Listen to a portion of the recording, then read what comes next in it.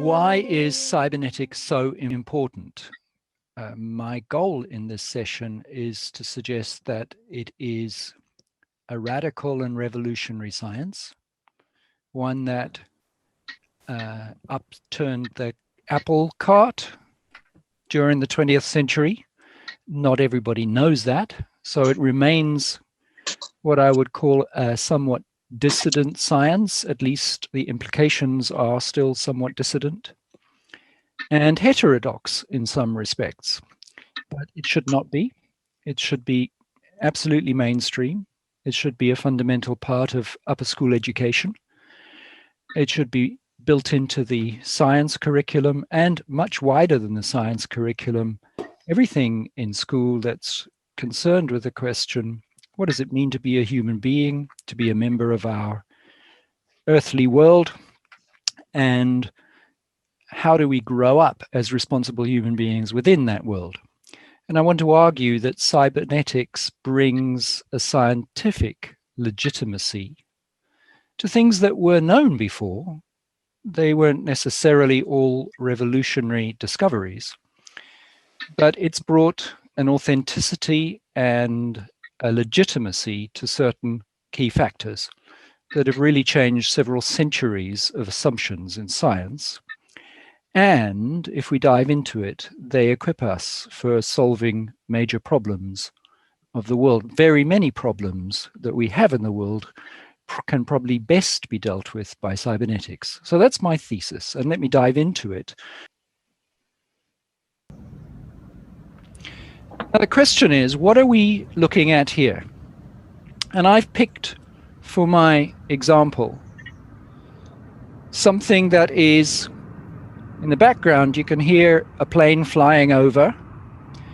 On the water, you can see it moving. So the water is flowing and it's flickering. So various things are happening and the water is interacting.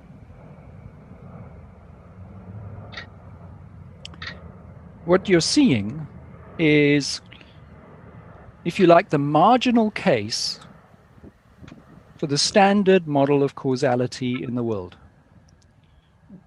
Of all the things that form a borderline between the kind of causality that operates in the field of billiard balls knocking each other, snooker balls knocking each other on the one hand, and living things on the other hand, this is a kind of borderline case for various complicated reasons to do with the nature of water. But if we keep it simple, what's going on with water is it's flowing. It's flowing in the way that it does because it has a certain self-organizing quality, which is why it is a borderline case. But it's flowing under the influence of gravity, and it can't do much about that. It's being influenced by the wind, and it's rippling it, and it can't do much about that. Various shapes around it in the channel are influencing what it happens, and consequently, you find various ripples, whirlpools, and forms taking place. And they are simply the dynamics of forces applying to forces.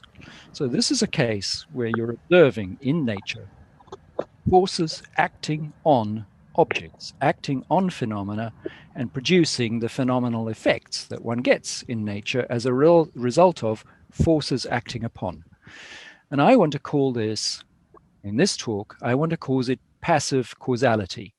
It's passive because the water and all of the objects that are subject to this kind of causality are passive to external forces. They are not actively causing their own activity.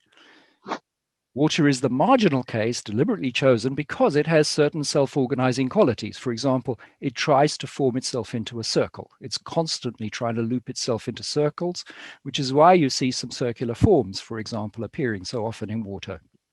But in general, it's still operating under the influences of external causality. Now, we need to go back into history in order to understand exactly how it came about that the entire world of science came to the absolute conviction that there was no other form of causality but this one kind of causality. It did not exist in the 1500s. This was not how the world saw causality in the 1500s or the 1400s or the millennia before. It came about as a revolution during the 17th century, particularly. It came about around a watershed around Galileo and various other characters around that time, very specifically also Bacon. Then Newton, Descartes, all contributed to the process in which this happened. Why? Now, you can say that it happened because there was superior science, but actually the decision had almost nothing to do with superior science. It had a great deal to do with epistemes, belief systems, cultural factors that were going on at the time. And this is not a history lesson, and we have a limited amount of time for everything I want to do. So I'm going to dance over it. But the basic principle was Galileo wanted to observe the world, and he was offended rightly by the level in which scholastics had over the centuries come to the fact of just simply believing everything Aristotle said, and not merely believing in him, but believing in corrupt translations of what Aristotle said. Aristotle, in fact, described the world, and he had a key concept of entelechia. It's a portmanteau word, he coined it, and it's a core concept, and it means something like being at work, staying itself, being at work to the end of staying itself. That's basically what the word means if you take the three Greek words that were brought together in this single concept. And he saw nature, and especially living things, as being at work to the end of staying themselves. It was, in fact, the first foundational principle of what we would now call autopoiesis, for example. However, it got translated in various ways as entelechy and telos and teleology, and it got highly linked to the design concept of God. God created things. And in the 17th century, there were tremendous and terrible religious wars. Even in England, where we had the Civil War, a lot of people died, not as many as in places like Germany, but it was still highly influenced by religious controversy as well as other things. So during the 17th century, having had a point where maybe 15-20% of the population of Europe died as a result of these wars and their consequences, the intelligentsia said, we don't want to have anything more to do with any kind of science or any kind of form of learning, or indeed any kind of religion, ideally. We want to take religion out of science, and we want to take anything in science that still points towards the idea that there might be a designer or a God away. And one of the things is that anything could be acting with its own purpose, because the moment you have purpose, you have design. And it's the bringing back of design which is so important to what cybernetics brings. Now, this you can look up. Toulmin, for example, his cosmosophy describes this. People like Oakeshott, various philosophers of science have described this. Historians of science have described how this is the case. And the consequence is that a form of science was created in which it became axiomatic that it was not allowed to consider the possibility that anything could be purposefully acting. And that is a plain nonsense. You get to the situation in which biologists and sociologists would effectively admit that in their ordinary dealings, their ordinary thinking, they could not cope without some form of teleology, but officially they could never admit to it.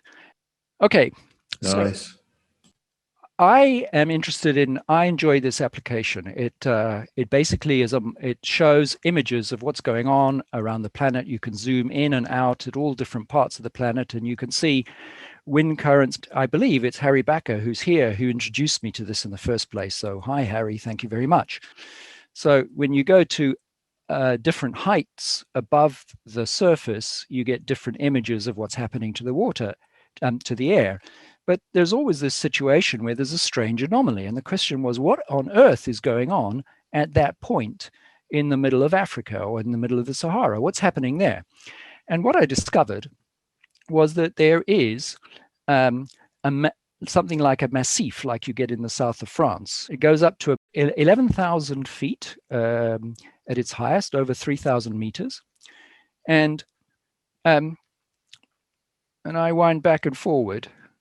What you can see is this is the wind going to and fro,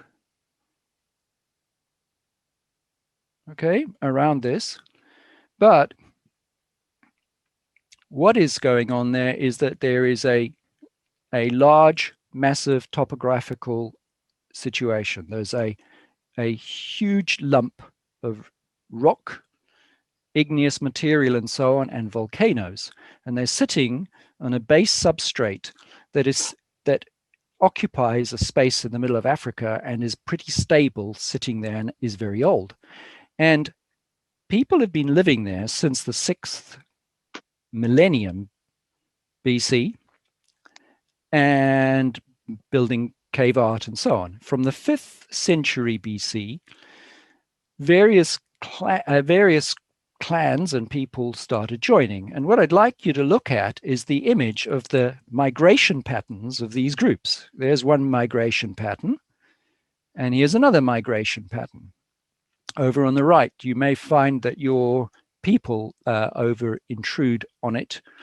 But if we look at these two different migration patterns, and on the other hand, we look at the air, at the flow of the wind, it looks like there's similar sorts of flowing patterns. But the key is that what the people are doing and what the wind is doing is utterly different. We're dealing with two kinds of phenomena that are happening for two different kinds of causal factors. With human beings, we have agency, and we have human beings choosing to make actions. Here you may recognize it, Liverpool Street Station, and a video I took. We have various people moving through the station. And look at this guy here in the middle. He's walking over lift at the moment. He walks through these people. They don't hit him. He doesn't hit them. Look at these three people. They're coming to hit a whole bunch of five. They're going to have a big collision. Wow, nobody hit each other. What on earth happened? See over there on the right-hand side, there's a big guy walking with his friend, the two of them. There's a man standing in the way, or a woman probably, looking at something. She's checking out something. And what does he do? He moves his arm in, he bends in, he comes in, and he goes around her. He doesn't hit her. What on earth happened? And at the same time as that is happening, these other people are moving through. This is amazing. What is happening? If this was a bunch of rocks being projected in one direction, another bunch of rocks being projected in another direction, or billiard balls on a table, they'd be hitting and colliding and so on. They would not be moving around and avoiding each other. So what is happening? What you have here is active causality. You have agents acting to cancel out interference. And you cannot understand anything that happens in an organization. You cannot design change. You cannot design anything involving human beings, or indeed anything living, without understanding that everything living is actively engaged in a causal process that cancels out whatever looks like interference to it. This is a different order of nature. So we've reached the point where there are two fundamental orders of nature. There's an active causality and there's a passive causality. And these two different forms represent two different kinds of nature. Now, with this, it becomes possible to tame wicked problems. And I'd like to demonstrate very briefly what's involved in this. Wicked problems is a term that many people use today. They use it to mean it's a very super difficult problem, the sort of problem that's hard or impossible to solve. Complexity theory says that all of these sorts of problems are not really solvable, and the general management principle is you have to shove through what you're trying to do. Anytime you introduce a change design and you have to shove it through to get it approved, you basically designed it badly. Because the reason that it doesn't work is that you've asked people to walk into each other, or you've asked people to walk somewhere they don't want to walk, instead of asking them to move around the things that they don't want to move around, or just ignore the things that you don't want them to see. So I want to introduce what's involved in solving wicked problems briefly. First of all, you think in terms of organization and situations, not in terms of systems. Systems are really an unhelpful way of thinking about this. What's happening is that anything you're trying to solve is a situation. And what you're trying to do is bring about an outcome, which is a different situation. Now, the problem that people think they have is never, ever, ever the problem. If it was the problem, If it were the problem, then they would be able to solve it. So you can assume that if you've got a problem and you don't know how to solve it, it's because you've defined the problem as something that's not really the problem. If you're clear about what you're trying to achieve, and only if you're very, very precisely clear, I mean, the kind of precision that has this person walking through that person without them bumping into each other, the equivalent. And you do that by defining situations. And the thing about situations is that situations are not everything in the world. Situations are a filtered version of the world. And I would like to just demonstrate visually, for fun, what do I mean by a filtered version of the world. You should be seeing a Photoshop screen, or rather an image I happen to have moved across to Photoshop. Now, what I want to do is to demonstrate what is involved. What do I mean by filtering? Here is an image. It's a typical wicked problem. It's complex. It's got lots of things going on. There's an amazing amount of detail in this image. All of these thousands of leaves, graphic, this, that, water, all sorts of things going on. But if you're trying to solve the problem, most of it is probably irrelevant to the problem. Most of it is something you actually don't need to take care of. There's the little bit of it that you do want to take care of. And in Photoshop, there are some neat ways for doing that. You can do this, for example. You can go Image, Calculations.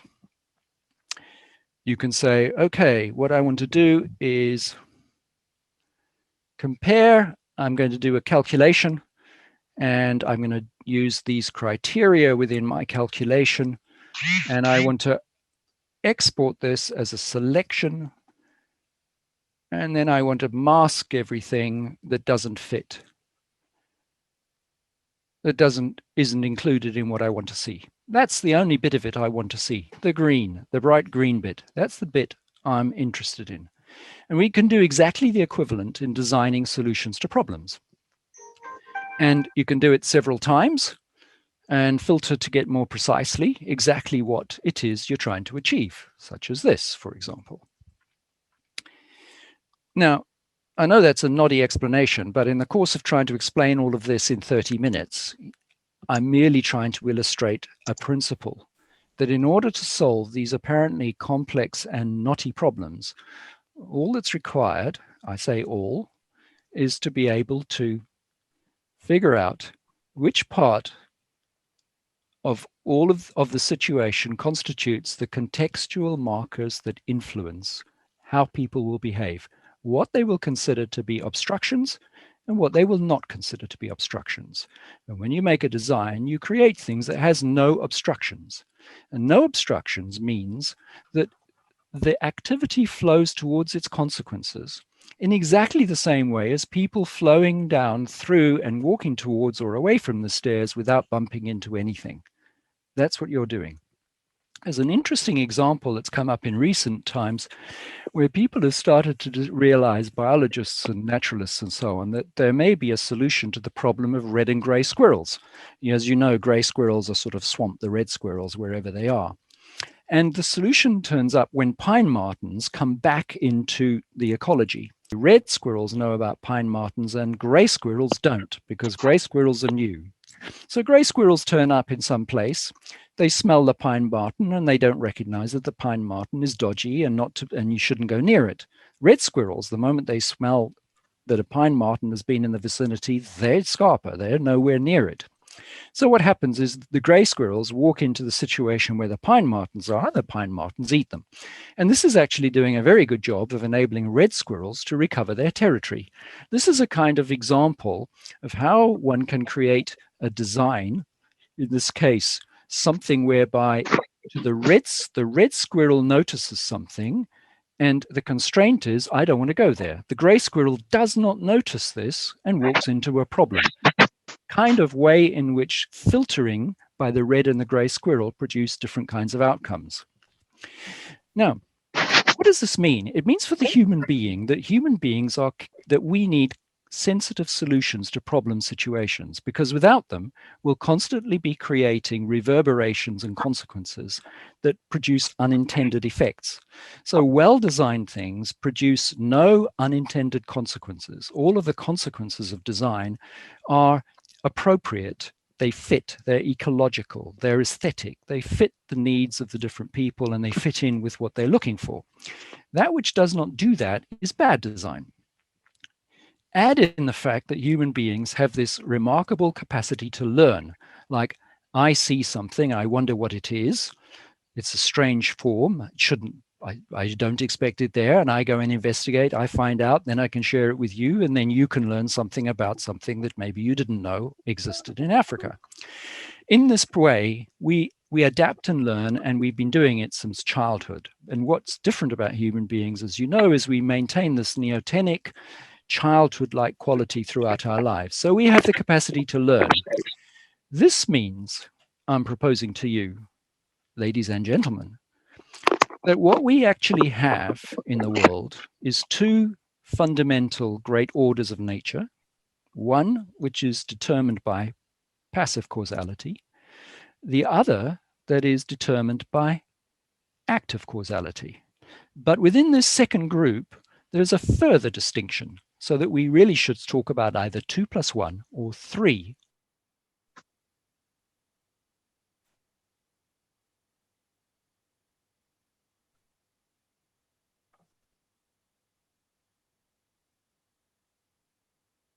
Outside the realm that is given by instinct and evolution. I believe my internet connection is unstable, so I hope you can still hear me. Human beings introduce what I think we could call a moral order of nature. Why is it a moral order of nature? Because we have the capacity to perform active causality that generates consequences, and we can choose, we have the capacity to choose what kind of consequences will we have in this world. There is no science that I know that has got even close to legitimizing that as a fact of nature, other than cybernetics. I believe that cybernetics provides that as a legitimation, as a fact of science, a fact of nature, that we have both the possibility and the requirement to recognize this moral order of nature to which we all belong. Thank you.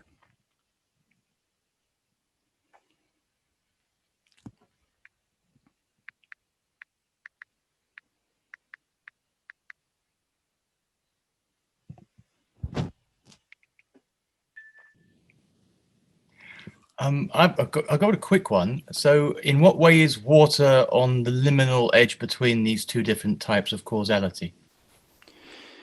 Nice question. That was John asking? Yeah, sorry, John here. Yeah. John Hicks, not John, other John. Yeah, John Hicks.